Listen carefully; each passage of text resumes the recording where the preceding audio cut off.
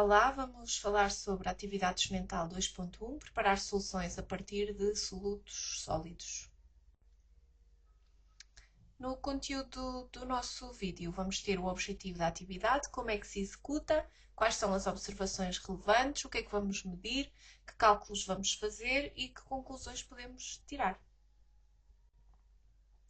Então, o objetivo da atividade é preparar uma solução com concentração rigorosamente conhecida a partir de um soluto sólido. No fim, também se pretende fazer o seu armazenamento. Como é que vamos fazer isto? Vamos ver aqui os passos principais, sendo o primeiro a pesagem do soluto numa balança. Normalmente usa-se um gobelet, alguns manuais referem um vidro de relógio, mas depois é preciso fazer o ponto 2, que é a dissolução do soluto com água destilada, então não faz sentido colocarmos aqui um vidro de relógio, porque depois vamos ter que transferir o soluto sólido para dentro do gobelet para o dissolver. Então pesamos diretamente no gobelet, que há menos perca de material sólido.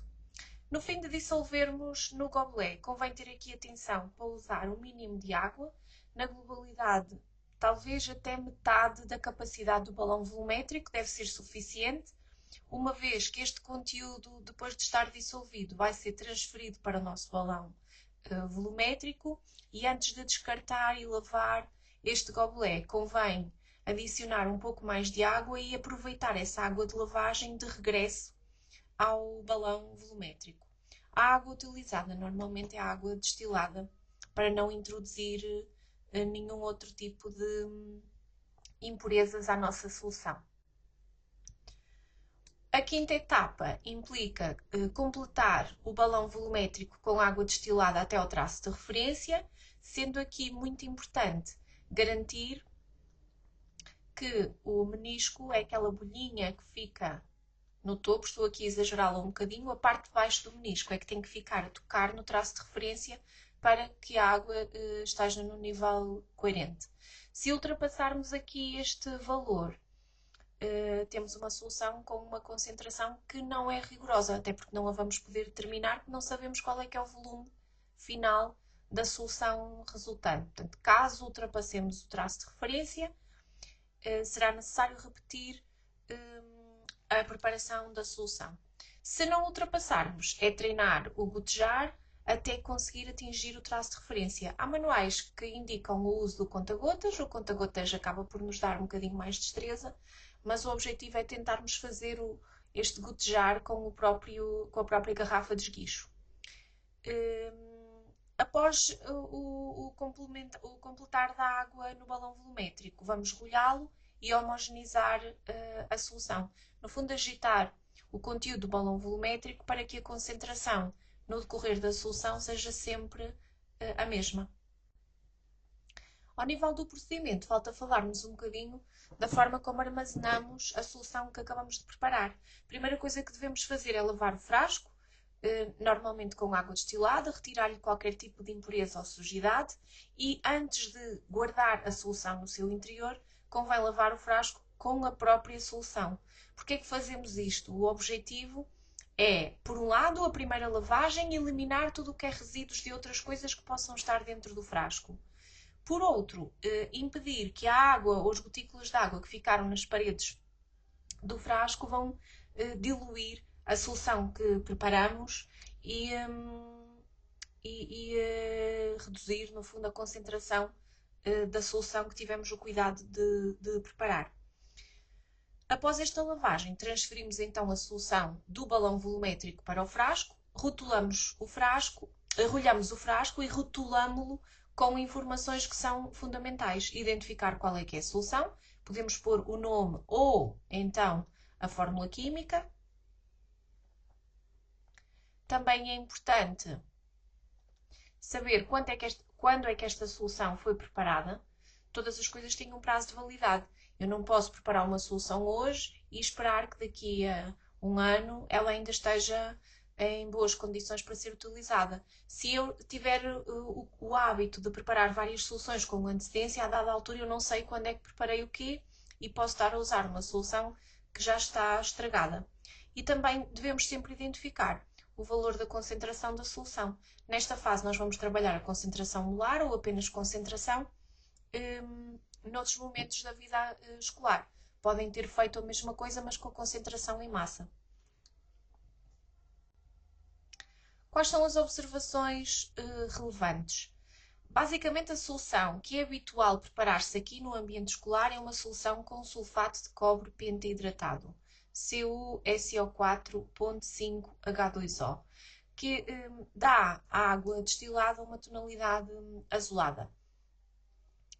Mas podem ser preparadas outras soluções, algumas não têm cor, outras têm cores diferentes do azul.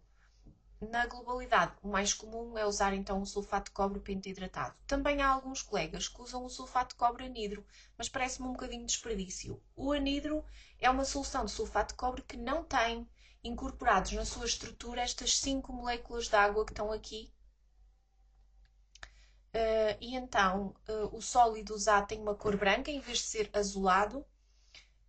Mas uma vez que vamos acrescentar água a seguir, não faz muito sentido trabalhar com o anidro, até porque o anidro é mais economicamente menos rentável para utilizar neste ambiente. Que outras observações é que são relevantes? Até para podermos criticar depois ou abordar a questão dos erros nas conclusões, é preciso prestar atenção ao acerto do nível da água que é suposto estar. Saber se nós ultrapassamos, como está aqui na posição 3, se ainda não atingimos, como está na posição 2, ou então se efetivamente temos o menisco alinhado com o traço de referência, que é a situação que nós queremos e que está coerente. Se tivermos uma das outras duas, cuidado, porque é preciso perceber que antes de homogeneizar é que nós devemos fazer este acerto. Depois da homogenização é muito provável que tenhamos a posição 2 e não quer dizer que tenha sido mal preparada. Quer dizer que parte do líquido pode estar retido entre a rolha e o pescoço do balão volumétrico. Outra coisa que convém prestar atenção é perceber se há bolhas de ar. Bolhas de ar funcionam como impurezas. A quantidade de líquido no conteúdo ou no interior do balão volumétrico não corresponde àquilo que deveria estar. Então a concentração da solução preparada também deixa de ter o rigor que pretendíamos. Podem ainda existir outro tipo de impurezas se houver, por exemplo, uma má lavagem do balão volumétrico ou dos materiais que usamos para preparar a solução. Quais são as medições que vamos fazer? Nós só vamos medir a massa do soluto a pesar e o volume da solução preparada no final. A massa vai ser medida em gramas, consoante a balança que nós vamos ter, podemos apresentar este resultado com 1, 2, 3 casas decimais, vai depender da balança, por isso é que é importante identificar qual é que é a incerteza, não ficou aqui, a incerteza também vai depender de qual é a balança que estamos a utilizar, e o volume corresponde ao volume do balão volumétrico, é essa leitura de volume que vamos fazer. Se quiserem, é o volume final da solução preparada, que também tem uma medida 50 ml, 100 ml, 150, 200, o que for. A incerteza normalmente está inscrita no nosso balão volumétrico, algures aqui no pescoço, a somar ao seu alcance em termos de volume. Os cálculos, vamos dividi-los aqui em duas fases. Os cálculos prévios, aqueles que temos que executar antes da realização da atividade experimental, são muito importantes. Porque nós temos que perceber que vamos preparar uma solução e normalmente as indicações que nós temos são qual é que é a concentração da solução a preparar e que volume é que vamos precisar para a preparar. Com estas duas informações, eu não posso logo à partida saber que massa de soluto é que vou utilizar e também não devo usar uma massa aleatória. O meu objetivo é preparar uma solução de concentração rigorosamente conhecida. Então, se eu quero uma determinada solução, sei lá, por exemplo, quero uma solução com concentração 0,0300 mols por decímetro cúbico e vou prepará-la num balão volumétrico de 150 mililitros. Como é que eu vou trabalhar esta questão. Vou, no fundo, pegar na expressão da concentração molar, que está aqui em baixo, concentração é igual à quantidade de soluto a dividir pelo volume da solução, e vou chegar ao valor da quantidade de soluto, multiplicando a minha concentração, 0,0300, vezes o volume. Devo ter cuidado aqui, porque as unidades em que vem expressa a concentração devem ser coerentes com todas as outras grandezas que vamos trabalhar. O volume aqui está em mililitros. O mililitro é igual ao centímetro cúbico. Portanto, 150 mililitros são 150 centímetros cúbicos. Mas eu quero isto em decímetros cúbicos. Então, 150 centímetros cúbicos são 150 vezes 10 elevado a menos 3 decímetros cúbicos. E é esse o valor que eu vou colocar aqui no meu cálculo. Se eu fizer estas contas, isto vai-me dar 4,5 vezes 10 menos 3 mols, e com esta informação eu vou determinar a massa do soluto com recurso à massa molar. Se o meu soluto é o sulfato de cobre pentaidratado, vamos supor que é, a massa molar dele é, se não me falha a memória, 249,71 gramas por mol. Então, trabalhando a expressão da massa molar, massa sobre N, o meu objetivo é determinar a massa, vou isolá-la aqui do lado direito, então vou passar a quantidade para o lado esquerdo a multiplicar. Então, vou multiplicar os 249,71 vezes a quantidade de soluto que eu calculei aqui em cima na primeira etapa, 4,5 vezes 10 menos 3. Alguém devia estar aqui a dar-me nas orelhas porque eu não obedeci aos significativos, vamos só corrigir no instante. 4,50 vezes 10 menos 3. Corrigir aqui também. Vai-me permitir calcular uma massa de 249,71, 1,12 gramas de soluto que eu tenho a pesar na minha balança. Concentrações diferentes, volumes diferentes vão exigir cálculos diferentes, mas a lógica é sempre desta maneira. Posso ainda ter de calcular a massa molar do soluto que eu tiver. Tenham apenas alguma cautela quando aparece aqui a questão das moléculas de água separadas por um pontinho do composto que estamos a trabalhar. Porquê? Basicamente o que eu tenho que fazer aqui, só dar aqui uma anotação, é trabalhar o AR de cada um dos elementos envolvidos. O oxigênio são 4, mas quando chego à água vou multiplicar por 5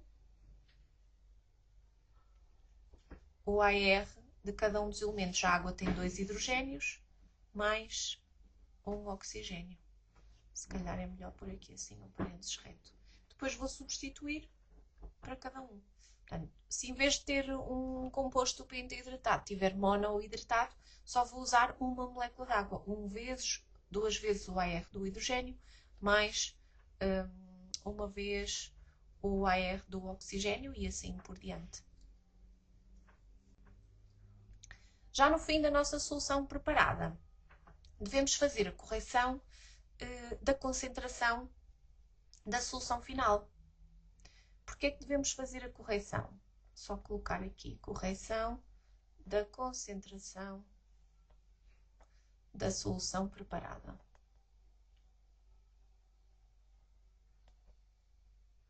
Muitas vezes não é fácil pegar na balança e medir exatamente a massa que nós tínhamos previsto. Portanto, a ideia será, por exemplo, aqui medir 1,12 gramas de soluto.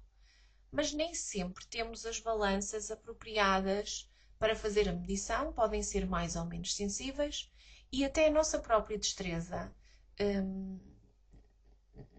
na adição do soluto ao nosso gobelet pode não ser a melhor. Então o que é que vai acontecer? Se eu colocar mais um grãozinho mais um pozinho do meu soluto ou menos um pozinho, pode fazer com que se ultrapasse facilmente este valor. Não é preciso panicar. O objetivo é saber que eu vou ter que andar aqui em aproximação.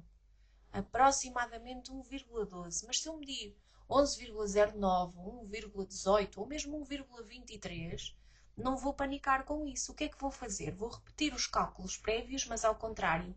Vou pegar na massa molar e nesta massa medida e vamos determinar a quantidade. Se eu resolver em ordem a n, só preciso dividir a massa pela massa molar. Então vamos imaginar, esta era a massa que eu queria, faço o registro da massa medida e então eu coloquei, por exemplo, 1,09 gramas foi a massa que eu medi.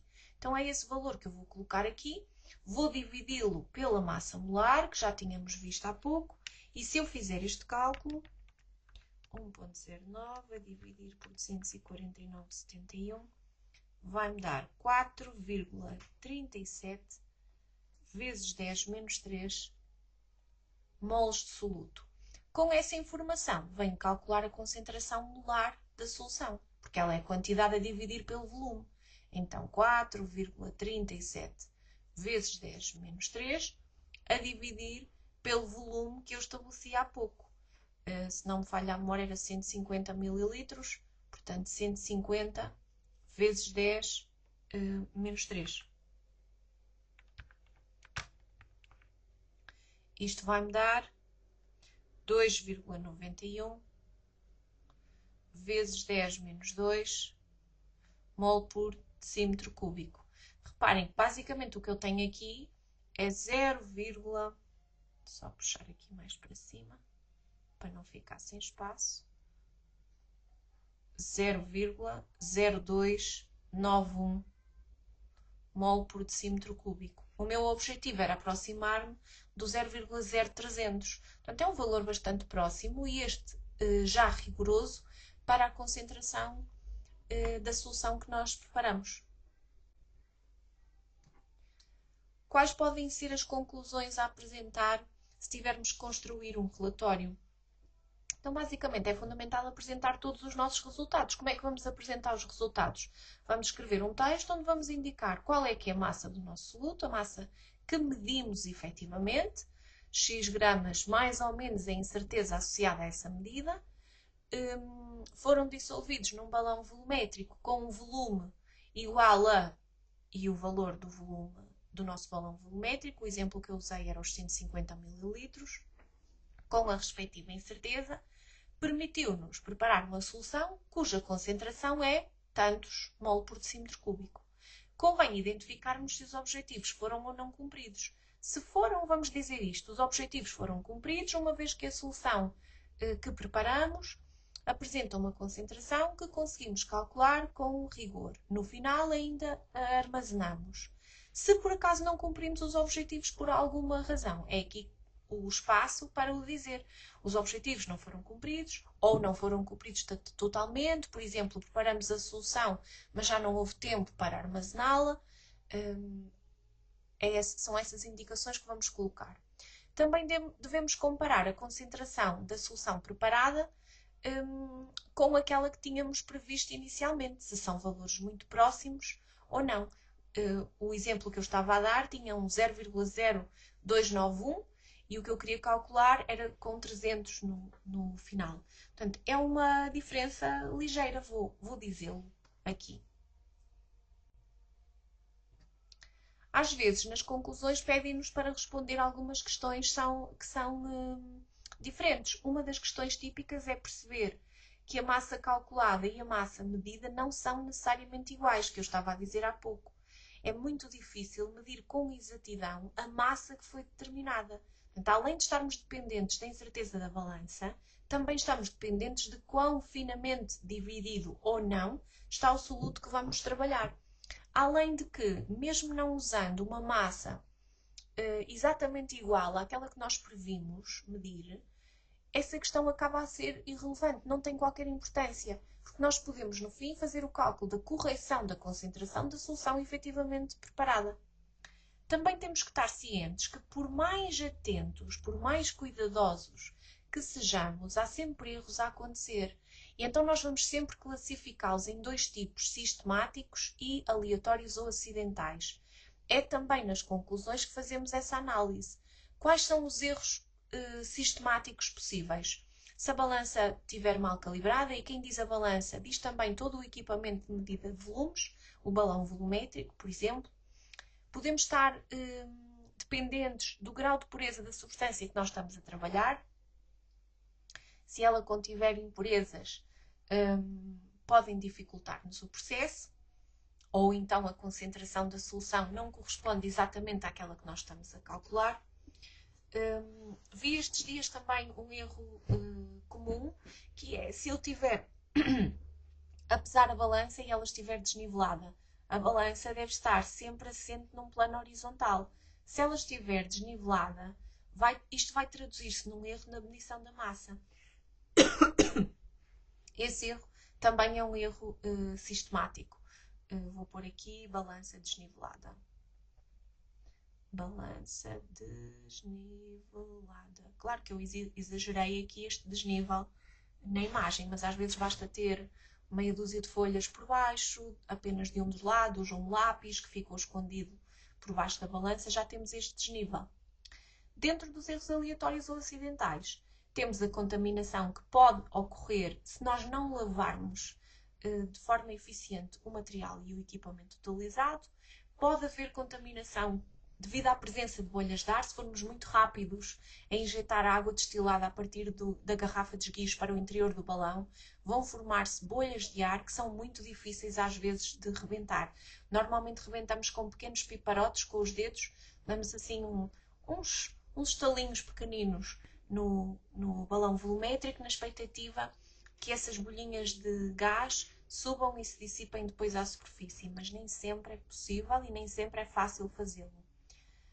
Também podem resultar erros aleatórios relacionados com as dificuldades no alinhamento do menisco ao traço de referência. Portanto, aquele registro de observações que fizemos lá atrás, é importante verificá-lo aqui, porque aquilo que eu disser vai determinar a conclusão que eu vou tirar. Se eu ultrapassei o valor do traço de referência, então eu tenho mais solvente do que o soluto que era suposto dissolver. Vou ter uma concentração de solução ainda mais baixa do que aquela que eu tinha previsto executar. Se eu não atingi o traço de referência, vou ter um valor mais alto de concentração, até porque eu não usei a quantidade de soluto necessária à preparação da solução em causa. Também podem aparecer questões sobre a lavagem do frasco de armazenamento. Como disse há pouco, ele deve ser sempre lavado com água e com água destilada para eliminar todos os resíduos contaminantes. E no fim, antes de guardar a solução, deve ser lavado com alguma solução para evitar a sua diluição devido à presença de restos de água da primeira lavagem que foi executada. Também é habitual apresentarem-se aqui incidentes que tenham ou que possam ter ocorrido. Pode ser, por exemplo, a quebra de um material de vidro, o derrame de um soluto ou de uma solução, entre outras coisas. Não quer dizer que tenham que existir sempre, mas podem existir aqui situações, alguém se distraiu ou por acidente deixou cair. Portanto, há aqui N coisas que podem acontecer, é este o momento de o dizer. À semelhança das sugestões de melhoria, podemos apresentar sugestões que visem melhorar a própria atividade. Por exemplo, cada grupo prepara uma solução com concentração diferente ou usa solutos diferentes, até com cores diferentes, para vermos que existem outras possibilidades além daquela solução azul que eu tinha há pouco na imagem.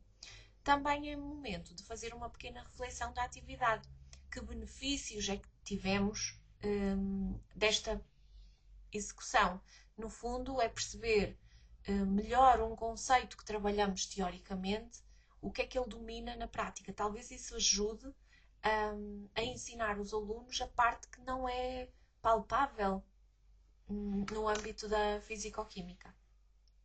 Também podemos falar do incentivo que a realização de qualquer atividade traz ao desenvolvimento quer técnicas de laboratório, quer da destreza laboratorial. Essa situação pode depois gerar o interesse em profissões desta área. Penso que está tudo. Esta atividade é relativamente simples. Se tiverem questões, podem me deixar aqui em baixo ou enviarem-me um e-mail. Espero ter ajudado e que compreendam melhor esta laboratorial.